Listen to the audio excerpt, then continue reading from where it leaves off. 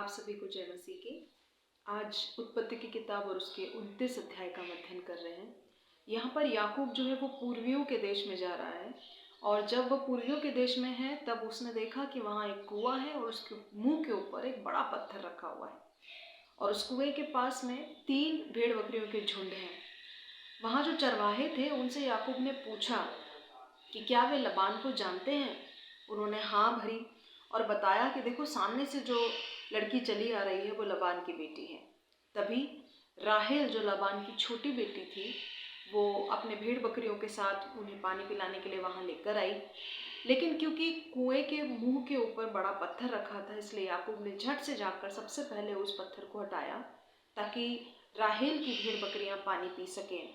और जब उसने उन्हें पानी पिला दिया उसके बाद उसने उस लड़की को यानी राहेल को अपना परिचय दिया, और राहेल ने कहा कि मैं लबान की बेटी हूँ।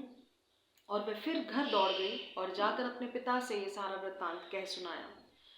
जब उसके पिता को पता चला कि याकूब जो उसका भांजा है वो यहाँ उससे मिलने के लिए आया है, तब वो दौड़ कर गया और अपने भांजे को अपने घर ले आया और वह उसके साथ रहा। याकूब अब लबान के साथ रहने लगा था और उसकी सेवा कर रहा था, लेकिन लबान ने याकूब से कहा कि मुझे ये चीज़ पसंद नहीं आ रही कि तू मुफ्त में मेरी सेवा कर रहा है और मेरे भेड़ बकरियों की देखभाल कर रहा है। याकूब ने कहा ठीक है, और क्योंकि याकूब राहेल से प्रीति रखता था इसलिए उसने कहा कि आप अपनी छोटी बेटी राहेल को मेरी पत्नी होने के लिए मुझे दे दें। लबान इस बात से राज़ी हो गया, लेकिन लबान ने एक शर्त ठहरा दी कि तू मेरी बेटी को अपनी पत्नी तभी कर पाएगा जब तू 7 साल उसके लिए मेरी सेवा करे।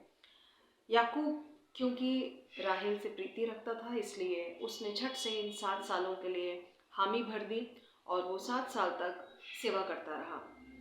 अब जब 7 साल पूरे हो गए तो उसके बाद याकूब ने लबान से कहा कि अब राहेल को मेरी पत्नी के रूप में मुझे दे दीजिए।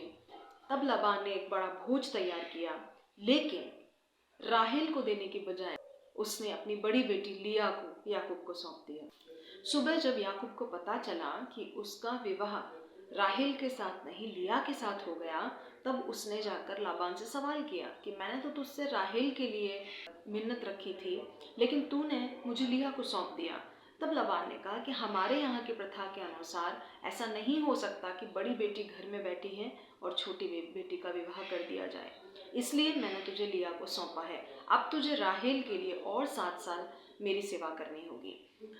क्योंकि याकूब अभी भी राहेल से प्रीति करता था, इस कारण वह तुरंत तैयार हो गया और उसने 7 और साल राहेल के लिए लबान की सेवा की।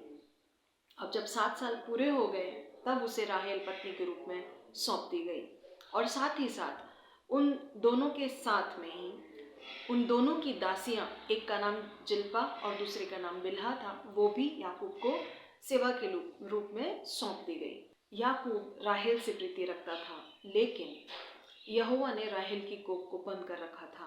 परंतु लिया से याकूब के 4 पुत्र पैदा हुए, जिनके नाम थे रूबेन, शिमोन, लेवी और यहूदा, और तब लिया की कोख बंद हो गई।